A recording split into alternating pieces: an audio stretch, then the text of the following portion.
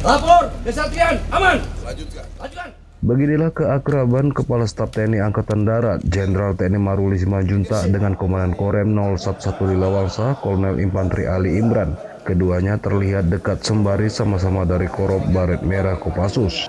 Kehadiran Kasat bersama Ketua Umum Persib Pusat Nyonya Uli Simanjuntak dalam rangka menemui para prajurit TNI beserta keluarganya di Satuan Korem 011 Lilawangsa Losmawe, Kebanggaan Kasat. Terlihat Danrem memberikan penghormatan komando kepada Kasat yang sama-sama dari Satuan Baret Merah Kopassus. Jenderal Maruli membalas sembari menepuk pundak Kolonel Ali Imran serasa memberikan isyarat penting.